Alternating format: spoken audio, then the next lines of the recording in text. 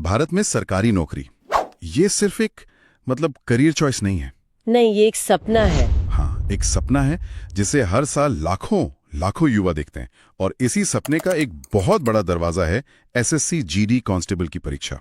बिल्कुल, जो देश के अर्धसैनिक बलों यानी पैरामिलिट्री फोर्सेस में जाने का एक सीधा मौका देती है। और आज हम इसकी दरवाजे के हर एक पहलू को जरा खोलने वाले हैं। हाँ, हमारे पास जो जानकारी आई है वो अपने आप में एक पूरी कहानी है। कुछ आधिकारिक दस्तावेज जैसे दिखने वाले पेपर्स हैं। और तो और एसएससी से जुड़े विवादों पर एक विकिपीडिया पेज भी है। पूरी तस्वीर है हमारे पास, अच्छी बुरी और थोड़ी उलझाने वाली भी। बिल्कुल। तो आज हमारा मकसद सिर्फ ये बताना नहीं है कि फॉर्म कैसे भरना है, नहीं, बल्कि इस पूरे सफर को समझना है। एक युवा के आवेदन करने से लेकर सीमा पर तैनात एक कांस्टेबल बनने तक की कहानी। इसमें क्या चुनौतियां हैं, कहां पर धोखा हो सकता है, और असल में इस परीक्षा की आत्मा क्या है। चलिए इस पर एक गहरी नजर डालते हैं। ठीक है, तो सबसे पहले जरा बड़ी तस्वीर को समझते हैं। ये सीएससी जीडी परीक्षा आखिर है क्या, और ये इतनी जरूरी क्यों है? देखिए, हम BSF, CISF, CRPF, ITBP, SSB, इन सब बड़े बड़े बलों का नाम सुनते हैं। हाँ, ये परीक्षा इन्हीं सब में कांस्टेबल जनरल ड्यूटी और असम राइफल्स में राइफलमैन के पद पर भर्ती के लिए है। एक राष्ट्रीय स्तर की भर्ती प्रक्रिया। और इसका पैमाना वो तो जबरदस्त होगा। बहुत बड़ा। हमारे स्रोतों के हिसाब से 2026 के लिए करीब 25,487 वैकेंसीज की घोषणा हुई है। 25,000? ये कोई छोटा आंकड़ा नहीं। बिल्कुल नहीं, ये हजारों परिवारों के लिए जिंदगी बदलने वाला एक मौका है। और इन वैकेंसीज में से मैंने देखा सबसे ज्यादा सीआईएसएफ में है, करीब 14,000 से भी ज्यादा। इसका कोई खास कारण? हाँ, सीआईएसएफ यानी सेंट्रल इंडस्ट्रियल सिक्योरिटी फोर्स, इनकी जिम्मेदारी देश के अहम संस्थानों की सुरक्षा है, जैसे एयरपोर्ट्स, मेट्रो, परमाणु संयंत्र। अच्छा। तो जैसे जैसे देश का इंफ्रास्ट्रक्चर बढ़ रहा है, इनकी जरूरत भी बढ़ रही है, इसलिए अक्सर इसमें ज्यादा वैकेंसीज देखने को मिलती हैं। दिलचस्प है। तो अब बात करते हैं कि इस मौके के लिए दरवाजा खटखटा कौन सकता है। योग्यता की शर्तें जो पहली नजर में तो बहुत सीधी सी लगती हैं। हाँ, भारत का नागरिक हो, उम्र 18 से 23 साल और सिर्फ 10वीं पास। सुनने में तो लगता है कि देश का हर युवा इसके लिए योग्य है। पर यहीं पर कहानी में पहला मोड़ आता है। ये शर्तें जितनी सीधी दिखती हैं उतनी है नहीं। कैसे? जैसे उम्र की गणना 1 जनवरी 2026 से होगी। इसका मतलब ये हुआ कि उम्मीदवार का जन्म 2 जनवरी 2003 से पहले और 1 जनवरी 2008 के बाद का नहीं होना चाहिए। ओह, एक दिन का भी फर्क आपको दौड़ से बाहर कर सकता है। बिल्कुल, तारीखों का खेल बहुत अहम है। और इससे भी ज्यादा जरूरी है उम्र में मिलने वाली छूट।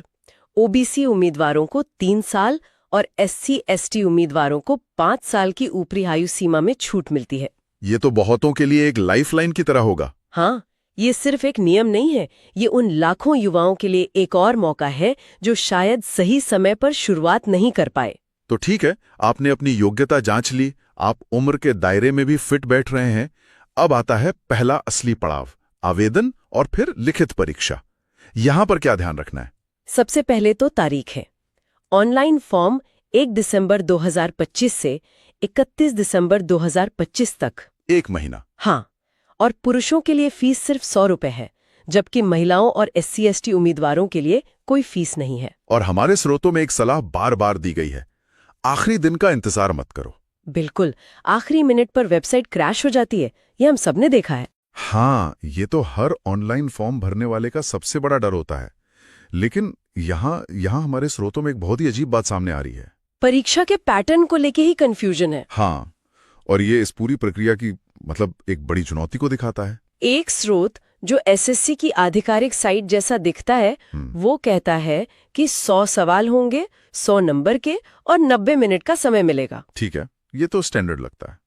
लेकिन रित भारत नाम की एक दूसरी वेबसाइट कहती है कि नहीं, 80 सवाल होंगे। सिर्फ 80? हाँ, सिर्फ 80 सवाल।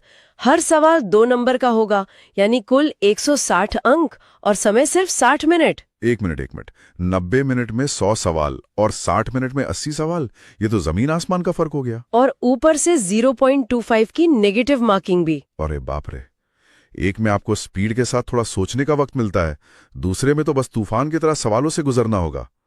ये तो उम्मीदवारों के लिए बहुत बड़ा सिरदर्द होगा। बिल्कुल। और यही इस परीक्षा का शायद पहला अनकहा टेस्ट है कि क्या आप जानकारी के इस शोर में से सही और आधिकारिक स्रोत ढूंढ सकते हैं। तो कौन सा ज्यादा भरोसेमंद लग रहा है? दूसरा स्रोत ज्यादा विस्तृत है क्योंकि उसमें 13 क्षेत्रीय भाषाओं में परीक्षा होने और नॉर्मलाइजेशन का भी जिक्र है। लेकिन आखिरी सच तो हमेशा ऑफिशियल नोटिफिकेशन ही होता है। आपने एक शब्द का इस्तेमाल किया, नॉर्मलाइजेशन। इसे जरा आसान भाषा में समझाएंगी? जरूर, क्योंकि ये परीक्षा लाखों लोग देते हैं तो ये कई दिनों और कई शिफ्ट्स में होती है। अब हो सकता है कि कोई एक शिफ्ट बहुत मुश्किल आ जाए और दूसरी आसान। हाँ, ये तो नाइंसाफी होगी। उसी को ठीक करने के लिए नॉर्मलाइजेशन है। ये एक गणितीय फॉर्मूला है जिससे सभी शिफ्ट्स के कठिनाई स्तर को बराबर कर दिया जाता है ताकि किसी को फायदा या नुकसान ना हो। समझ गया, मतलब सबको एक ही तराजू पे तौलने का तरीका। तो ठीक है, एक बार उम्मीदवार को सही पैटर्न पता चल जाए तो पढ़ना क्या होता है? सिलेबस काफी स्टैंडर्ड है। 4 हिस्से हैं: जनरल इंटेलिजेंस और रीजनिंग, जनरल नॉलेज, प्रारंभिक गणित और अंग्रेजी या हिंदी में से एक चुनने का विकल्प। और ये सब 10वीं के स्तर का है ना? हाँ, बिल्कुल। गणित में प्रतिशत, लाभ, हानि जैसे टॉपिक हैं, तो जनरल नॉलेज में भारत और उसके पड़ोसियों से जुड़े खेल, इतिहास, संस्कृति, मतलब किसी विषय में महारत की जरूरत नहीं है। तो दिमागी तौर पर तो आपको बहुत कुछ पढ़ना है, लेकिन इस नौकरी में तो शायद दिमाग से ज्यादा शरीर की परीक्षा होती है। बिल्कुल। अब किताबों की दुनिया से बाहर निकलते हैं और मैदान में उतरते हैं। Physical test. हाँ, और ये वो पड़ाव है जहां बहुत से अच्छे उम्मीदवार भी मतलब बाहर हो जाते हैं। इसे 2 हिस्सों में बांटा गया है। पहला है पीईटी यानी फिजिकल एफिशिएंसी टेस्ट, जिसका सीधा सा मतलब है दौड़। और ये कोई सुबह की सैर नहीं है। बिल्कुल नहीं। पुरुषों को 24 मिनट में 5 किलोमीटर दौड़ना होता है। 5 किलोमीटर 24 मिनट में? और महिलाओं को 8.5 मिनट में 1.6 किलोमीटर। ये आंकड़े सुनने में शायद आसान लगे, पर बिना महीनों के कड़े अभ्यास के ये नामुमकिन है। मतलब लगातार एक अच्छी रफ्तार बने रखनी होगी, सुस्ताने का तो मौका ही नहीं है। एक भी मिनट नहीं। क्या इसमें भी कोई छूट है, जैसे पहाड़ी इलाकों के उम्मीदवारों के लिए? हाँ, और ये बहुत जरूरी भी है। लद्दाख क्षेत्र के उम्मीदवारों के लिए मानक अलग हैं। पुरुषों को 6.5 मिनट में 1.6 किलोमीटर और महिलाओं को 4 मिनट में 800 मीटर। अच्छा, ऐसा क्यों? क्योंकि ज्यादा ऊंचाई पर ऑक्सीजन की कमी होती है। वहां दौड़ना मैदानी इलाकों की तुलना में कहीं ज्यादा मुश्किल होता है। सही बात है।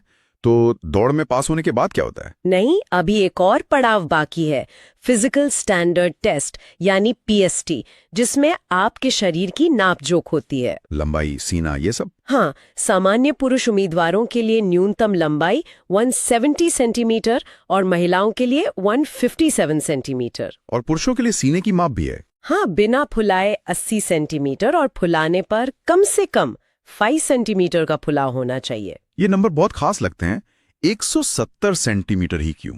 या सीने में 5 सेंटीमीटर का फुलाव, इसके पीछे क्या सोच है? ये सिर्फ नंबर नहीं है, ये पैमाना है कि क्या कोई व्यक्ति शारीरिक रूप से उन चुनौतियों के लिए तैयार है जो इस नौकरी में आएंगी। एक कांस्टेबल को भारी सामान उठाकर ऊबड़ खाबड़ इलाकों में चलना पड़ सकता है। और सीने का फुलाव फेफड़ों की क्षमता दिखाता होगा। एकदम सही। और यहाँ भी भारत की विविधता का ध्यान रखा गया है। अनुसूचित जनजाति यानी एसटी, पूर्वोत्तर के निवासियों और गढ़वाली गोरखा जैसे समुदायों के लिए लंबाई और सीने की माप में काफी छूट है। जैसे कि कोई उदाहरण? जरूर। जहां एक सामान्य पुरुष उम्मीदवार के लिए लंबाई 170 सेंटीमीटर है, वहीं एक एसटी उम्मीदवार के लिए ये सिर्फ 162.5 सेंटीमीटर है। काफी फर्क है। हाँ, क्योंकि ये माना जाता है कि देश के हर हिस्से के लोगों की शारीरिक बनावट एक जैसी नहीं हो सकती। यहाँ एक बहुत जरूरी बात हमारे स्रोतों में है। अगर किसी को लगता है कि उसकी नापजोख गलत हुई है तो वो अपील कर सकता है। हाँ, उसी दिन उसी जगह पर। लेकिन दौड़ में कोई अपील नहीं होती। ये बहुत अहम बिंदु है। मतलब दौड़ एक फाइनल एग्जाम की तरह है। 1 सेकंड से भी चूके तो खेल खत्म, कोई दूसरा मौका नहीं। ये क्रूर लग सकता है, पर ये इस नौकरी की सच्चाई भी दिखाता है। तो ठीक है, आपने लिखित परीक्षा पास कर ली, दौड़ भी पूरी कर ली और नापजोख में भी फिट पाए गए। अब तो नौकरी पक्की समझें? शायद असली मुकाबला तो अब शुरू होता है, जब आपका सामना होता है कट ऑफ से। हाँ, अब आप अकेले नहीं दौड़ रहे हैं। अब आप लाखों की भीड़ का हिस्सा हैं और यहीं पर कट ऑफ मार्क्स की हकीकत सामने आती है। हमारे पास टेक्स्ट बुक का जो 2025 का विश्लेषण है वो चौंकाने वाला है। चौंकाने वाला कैसे? क्योंकि कट ऑफ हर राज्य के लिए बिल्कुल अलग है। जैसे उत्तर प्रदेश और बिहार में सामान्य श्रेणी के पुरुषों के लिए कट ऑफ 160 में से 115-120 के आसपास था। ठीक है। वही अरुणाचल प्रदेश में ये सिर्फ 48-50 के आसपास था। एक मिनट, क्या कहा आपने? मतलब यूपी के उम्मीदवार को अरुणाचल के उम्मीदवार से लगभग 2.5 गुना ज्यादा नंबर लाने होंगे? हाँ। ये तो ऐसा है जैसे दो लोग दो अलग अलग परीक्षा दे रहे हों। इसके पीछे क्या कारण है? इसके पीछे कई गहरे सामाजिक आर्थिक कारण है। यूपी और बिहार जैसे राज्यों में जनसंख्या ज्यादा है, नौकरियों के अवसर सीमित हैं और सरकारी नौकरी को सामाजिक सुरक्षा का सबसे बड़ा प्रतीक माना जाता है। तो यहाँ प्रतियोगिता आसमान छू रही होती है। बिल्कुल, हर एक नंबर पर हजारों उम्मीदवार होते हैं। ये आंकड़े असल में उस राज्य के युवाओं पर मौजूद दबाव की कहानी कहते हैं। ये तो वाकई एक अलग ही दृष्टिकोण है। और जब दांव पर इतना कुछ लगा हो तो जाहिर है कि सिस्टम पर भी दबाव बनता होगा। और यहीं पर हमारे विकिपीडिया वाले स्रोत की बात आती है। वो बताता है कि एसएससी का इतिहास विवादों से खाली नहीं रहा है। हाँ, एसएससी स्कैम। बिल्कुल, पेपर लीक होने के गंभीर आरोप लगते रहे हैं। स्रोत तो यहाँ तक दावा करता है कि 2016 के बाद से सबसे ज्यादा पेपर लीक के मामले एसएससी के परीक्षाओं में ही सामने आए हैं। लेकिन क्या ये सिर्फ आरोप है या इसमें कुछ साबित भी हुआ है?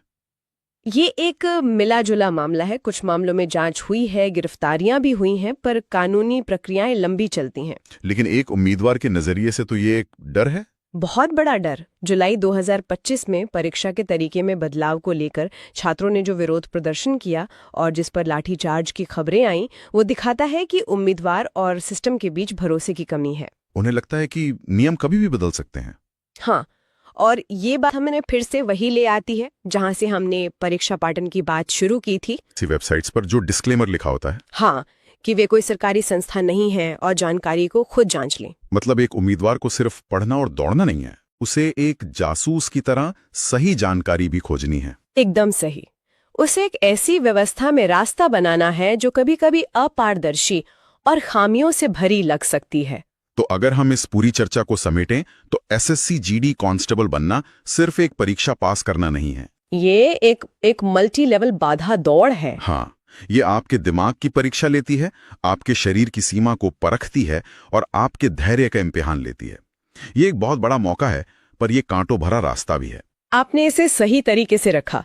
एक 10वीं पास उम्मीदवार के एक सिंपल से ऑनलाइन फॉर्म से शुरू हुआ ये सफर लिखित परीक्षा के दबाव, दौड़ की थकावट और कट ऑफ की अनिश्चितता से गुजरता है। और जो लोग इसे पार कर पाते हैं उनके लिए ये सिर्फ एक नौकरी नहीं होती। नहीं, उनके लिए पूरी जिंदगी का सपना सच होने जैसा है। ये दिखाता है कि इस नौकरी के लिए सिर्फ किताबी ज्ञान नहीं, बल्कि जबरदस्त शारीरिक और मानसिक दृढ़ता चाहिए। तो इसका मतलब ये है कि तैयारी सिर्फ सिलेबस की नहीं करनी है, तैयारी करनी है उस अनुशासन की जो आपको रोज सुबह दौड़ने के लिए बिस्तर से बाहर निकालेगा। बिल्कुल। तैयारी करनी है उस मानसिक मजबूती की जो आपको पेपर लीक की अफवाहों से विचलित नहीं होने देगी। और तैयारी करनी है उस समझदारी की जो आपको सही जानकारी तक पहुंचाएगी। ये एक पूरी पर्सनैलिटी का टेस्ट है। और यहीं पर हम अपने सुनने वालों के लिए एक सवाल छोड़ना चाहते हैं। हमारे स्रोतों ने ये तो विस्तार से बता दिया कि क्या परखा जाएगा, आपकी गणित, आपकी दौड़, आपकी लंबाई। बिल्कुल। पर उन्होंने ये नहीं बताया कि क्यों। हाँ, तो सवाल ये है कि परीक्षा में जो मानसिक क्षमता परखी जाती है उसके अलावा वो कौन सी अनमापी मानसिक दृढ़ता है जो एक कांस्टेबल के लिए सबसे ज्यादा जरूरी होती है। जब वो सीमा पर यहाँ किसी तनावपूर्ण माहौल में खड़ा होता है तो उसका कौन सा गुण जो किसी सिलेबस का हिस्सा नहीं है उसकी और दूसरों की जान बचाता है।